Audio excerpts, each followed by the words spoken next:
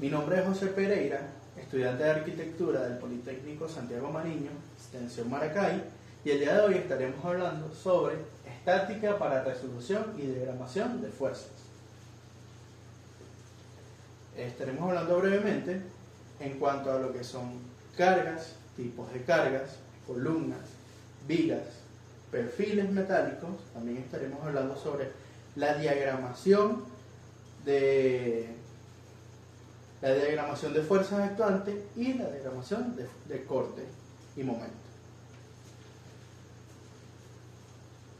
¿Qué son las cargas estructurales? Las cargas estructurales es todo el peso del edificio. En este caso el peso sería transmitido desde la cimentación hasta la losa.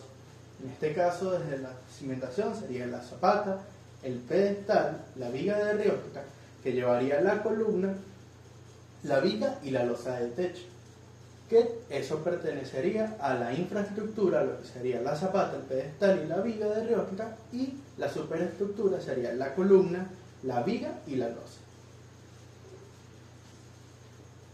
Ahora veamos los tipos de cargas. Digamos las cargas muertas. Las cargas muertas sería el peso del edificio. En este caso, lo que sería el peso de la columna, el peso de las vigas, el peso de las losas, entre algunos mobiliarios que no se puedan mover, en este caso que estén ahí emporcados. Ahora vamos a las cargas vivas. Las cargas vivas son aquellos mobiliarios que se puedan trasladar de un lugar al otro, por ejemplo muebles, por ejemplo cocinas, entre otros. Y también las cargas vivas somos nosotros los seres humanos. En este caso nosotros estaríamos por toda la casa, y la capacidad portante del edificio tiene que soportarnos a nosotros y igualmente a todo lo que nos encuentra alrededor. Ahora vemos las cargas accidentales por viento y las cargas accidentales sísmicas. Primeramente, las cargas accidentales por viento son analizadas primeramente para poder hacer antes la estructura. Primeramente se hace un análisis donde vamos a ver todo lo que conlleva ese análisis del terreno y el análisis ambiental para ver de dónde va y de dónde viene el viento. Y también están las cargas accidentales sísmicas, que las cargas accidentales sísmicas, a pesar de que no sea muy frecuente acá en Venezuela, lo que se hace para que la estructura no pueda caerse o no pueda quebrarse es hacer puntos de dilatación, donde los puntos de dilatación se han dividido la estructura por la mitad, y la estructura lo que puedes hacer es moverse de un lado al otro sin que se pueda fracturar. Ahora veamos qué es una sobrecarga estructural. Una sobrecarga estructural es aquella donde la capacidad portante llega a su tamaño máximo o a su peso máximo. En este caso se puede sobrepasar el peso de lo que aguantaría la estructura o llegar al máximo. ¿Y qué pasaría? Puede pasar que la columna se doble o se pandee de esta manera, y también que se pueda romper el concreto o una viga pueda pandearse ya por el peso de la losa. Ahora veamos qué son las columnas.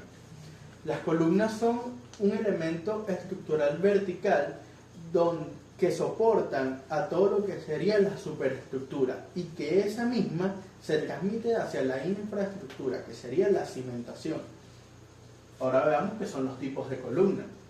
Los tipos de columna son estos: las columnas dóricas, que se hicieron en Roma; las columnas jónicas, que se hicieron en Grecia; las columnas corintias, que se hicieron en la antigua Grecia; las columnas toscanas, que se hicieron también en Eutliria, Italia; y las columnas compuestas, que se hizo en la antigua Roma. Ahora veamos qué son las vigas. Las vigas son elementos horizontales que soportan cargas y las transmiten hacia las columnas o hacia los muros.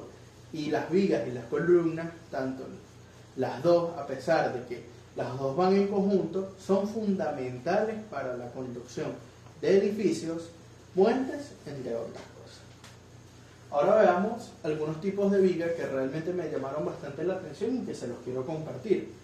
El primero sería la viga de Rioja. La viga de Rioja es una viga totalmente que pasaría de la infraestructura. Es una viga que va totalmente sellada, pero esa viga lo que nos ayudaría a tener es una mejor capacidad portante y también nos ayudaría con el eje de las columnas. Y también existen las viguetas, que estas viguetas más que todo son utilizadas en las partes de las losas cero y en las partes de las losas nervadas o losas aligeradas también. Ahora veamos qué son los perfiles metálicos. Veamos sus tipos y su nomenclatura. Vemos primeramente el perfil IPE, que es uno de los perfiles más comunes usados en Europa. Vemos que los perfiles IPE tienen unas alas paralelas, y los perfiles IPN, que también es uno de los más utilizados en Europa. Ahora veamos los perfiles HE, que son perfiles de alas anchas, los perfiles HL, que son perfiles de alas muy anchas, o sea que su tamaño ha incrementado, los perfiles HD, que son perfiles de alas anchas para pilotes. En este caso vemos que también existen los perfiles HP, UP, UPN, los perfiles U, los perfiles L, los perfiles FL, los SQ y los HR. Todos estos perfiles son muy importantes. Ahora veamos lo que es un diagrama de corte y momento. Los diagramas de corte y momento son herramientas fundamentales realmente en la estructura para ser utilizadas para ver el comportamiento de la viga, básicamente. Lo que veremos es cómo reaccionaría la viga bajo carga. En este caso vemos que en el diagrama nos muestra cómo van a ir las fuerzas cortantes y también cómo va a venir el momento flector durante la viga. En este caso, este tema es muy importante saberlo para ver si nuestra viga tiene un volado, como en este caso, que esta parte estaría en volado, que serían 1.5 metros, y 4 metros que sí estarían totalmente soportados. Vemos ahora el diagrama de fuerzas actuantes.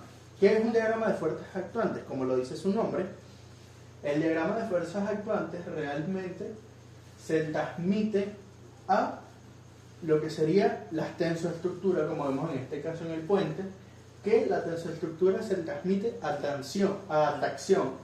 Y vemos que también en los pilares o los pilotes también se transmiten a compresión, ya que si tenemos una zapata, el puente va a soportarse sobre esa zapata o sobre ese pilote y eso traerá compresión. Y vemos que también traerá una flexión en el medio de la luz.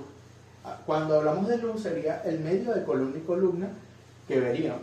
Traería una flexión, ya que si pasan las cargas vivas, en este caso que serían los carros o que serían los camiones, esto traería un pandeamiento, en este caso si estuviera mal el puente. En este caso vemos que no.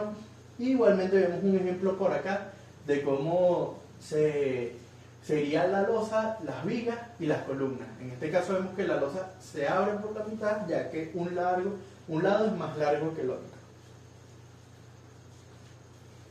Y para ir concluyendo y para finalizar, vemos que el diseño estructural es una disciplina de síntesis, donde la comprensión de las cargas y la elección de los elementos como columnas, vigas y todos esos sistemas son muy dependientes de sí mismos y es crucial hacerlos con mucho cuidado para la funcionalidad y eficiencia de la construcción. En este caso todas son dependientes de una porque todas van juntos y todas ayudan en un mismo trabajo. Muchas gracias. Esta fue toda mi exposición. Espero que les haya gustado.